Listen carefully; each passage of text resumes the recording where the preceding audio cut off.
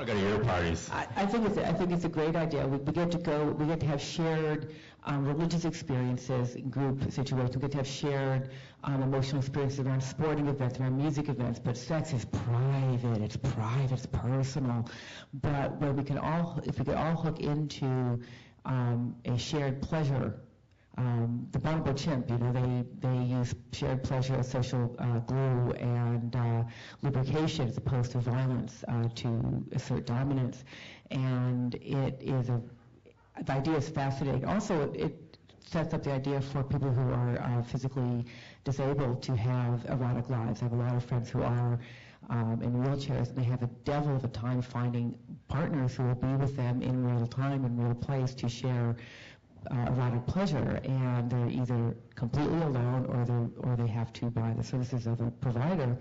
And so the idea of those suits is just awesome, because nobody should have to go their lives without affectionate touch, without that skin-to-skin contact that is so essential for mental health.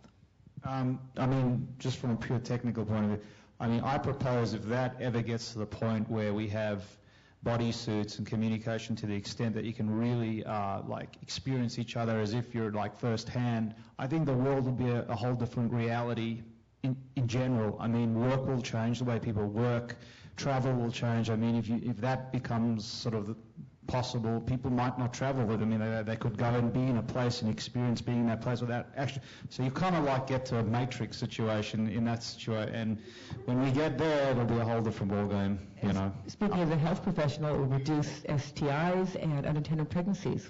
Not a bad thing. I could have used that smell app. That would have saved me from a bad date. I think I heard somebody say that, our real sex organs are between our ears and not between our legs anyway. So maybe we're just getting closer and closer to that reality. Maybe we're already in that reality. This is all the Matrix. It's all an illusion. I am having sex with all of you right now. Aren't they good? They're the best we ever had. Well, we have some Ustream questions that I'd like to direct to the panel. One is, what does it mean when someone chooses pornography over a real live woman? In other words, what do we think about that? Well, it depends if the person in question, obviously speaking of a male here, it depends if the person in question is single or in partnership. If a person is single and chooses pornography over a person, he might not have a person. He might like to look at something on camera that is not really something you can ask a person to do. Don't try that at home. If he is partnered and chooses the pornography more often than he chooses a partner, that might be an issue. But I think the use of pornography can be useful when you have differences in sex drive. If partner A likes it 3 or 4 times a week, and partner B, honestly, once a week really is okay, but they want to maintain monogamy, what is a partner with a higher sex drive going to do?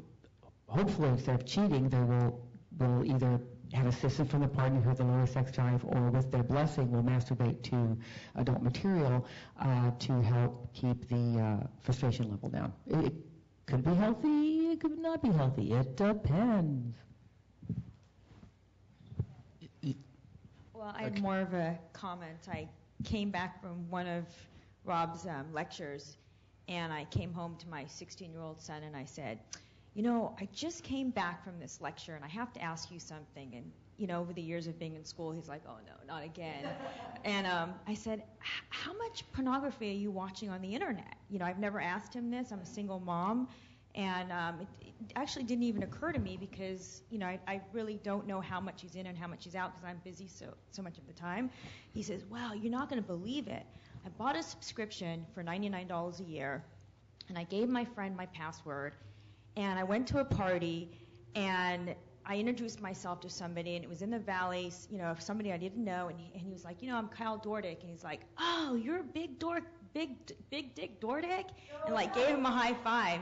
And apparently every kid had his password, pass name, and it was used so much that the site actually closed him down. And I was really surprised. I didn't even think about it.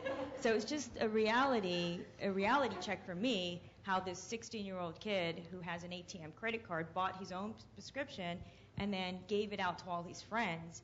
And so many of them were using it, they actually closed his site down. So it still didn't answer my question of how much time he was spending on it, but it did open up the dialogue, I think. That's the funny thing about, and I think that's a question a lot of people ask too, and I've been asked that. But you look at pornography, and let's take the romantic comedy. I mean, let's shut the romantic comedy out, because that has given so many people a misnotion of what romance is. Okay, so are we to be scared of the romantic comedy because of that image it presents? Pornography is pornography. It's going to be out there. There are dangers in the sense that people could believe that, there's possibilities where guys can get addicted to a certain idea. They're stimulating themselves while masturbating, watching someone on camera. They're not feeling the real feelings you might get from really having sex in the backseat of a car. The buckle's hitting you. They're taking out all the negative aspects. They're concentrating on the good aspects. And maybe they're stimulating themselves really rapidly, to the point where your hand can go places at a speed that no woman can handle. Let me tell you, not without hurting herself. So yeah, there might be some dangers to that, and to getting addicted to that notion and that feeling and how one orgasms. But what's interesting is online, there's a lot of blogging and people talking about how if you refrain from viewing pornography for like 4 months or 5 months, that all these people, men are claiming that they're getting erectile dysfunction because they're so overstimulated and hyperstimulated.